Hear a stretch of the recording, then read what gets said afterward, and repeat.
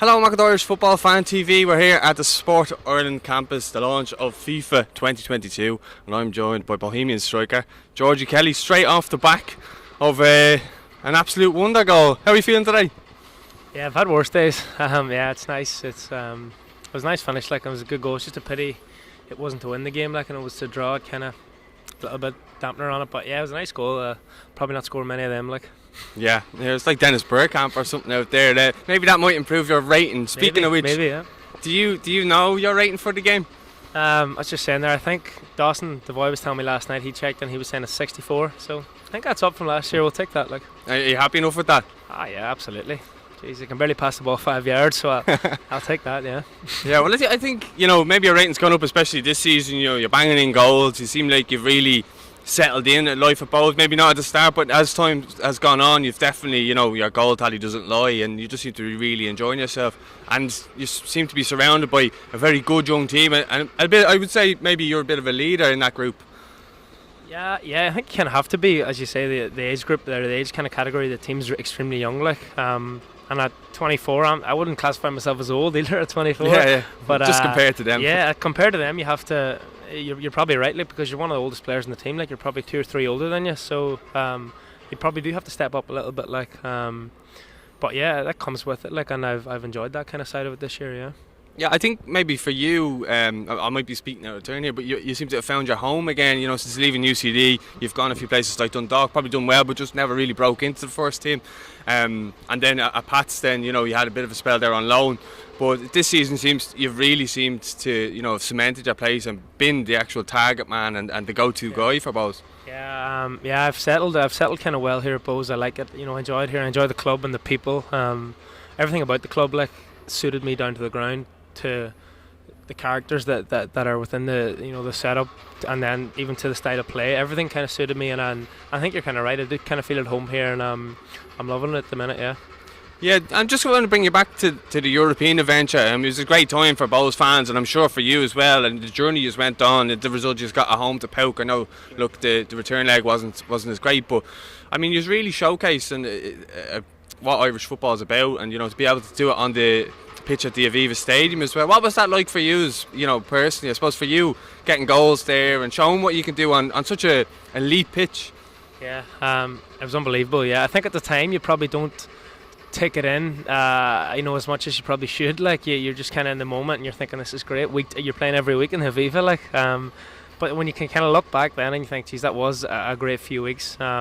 Especially for the fans, like, Dalymount for the last couple of years has only held around 3,500 because of the constructions. So to get like 8k in for whatever 3 games, and to win 3 games on the bounce in Europe, it was special. It was a special time. Yeah, it was great. It was a great few weeks.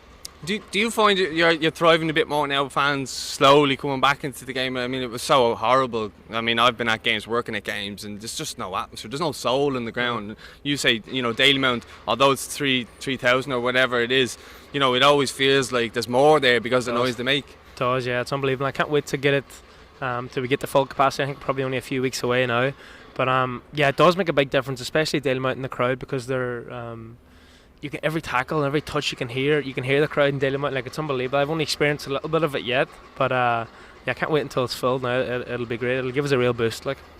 Yeah, just at the moment, everybody seems to be kind of just wayward in terms of their form. Like, everyone's beating everybody at the moment. You look at the surge and run that Waterford have gone on now, and Finn Harps and even Dundalk have probably gone the other way, which no one would have expected. But just kind of looking at it, do you think as Bohs that you can maybe capitalise on the run in now and try and finish as high as possible?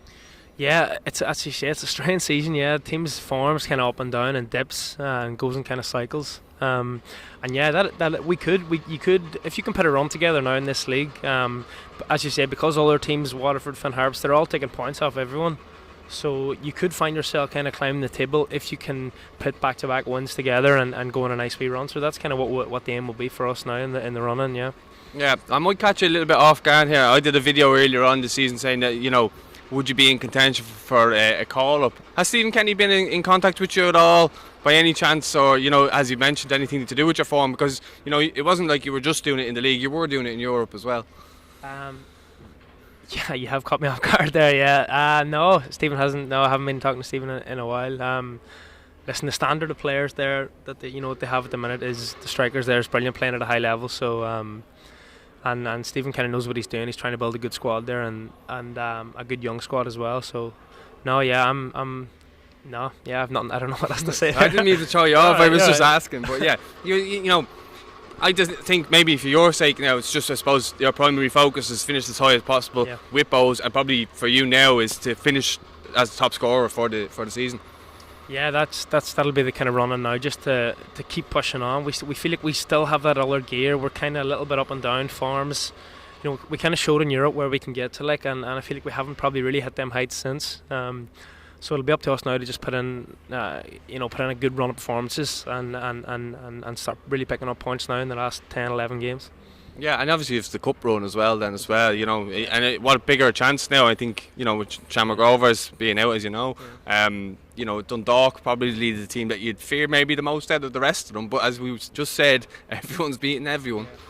Exactly, yeah. So you have the Dundalk, St Pats and Waterford and us. So yeah, any one of them teams, you wouldn't fancy your chances against them. You wouldn't, there's no easy tie there. But yeah, we'll be all guns blazing now to make that cup final. It'd be a great day out. Like, if hopefully at that stage the Aviva could be filled, whatever 40,000-50,000. So it'd be great. Yeah, it's a great incentive. Like. Yeah, especially because last season there was hardly any in it, but the season before it was Rovers and Dundalk, and it was a brilliant final. I played. It was a great atmosphere that night. It was probably the best I've played in. Like, it was unbelievable. Yeah. Yeah. Well, listen, I will wish you the best of luck for the rest of the season. Thanks for your time. Not at all. Cheers, Paul. Top man.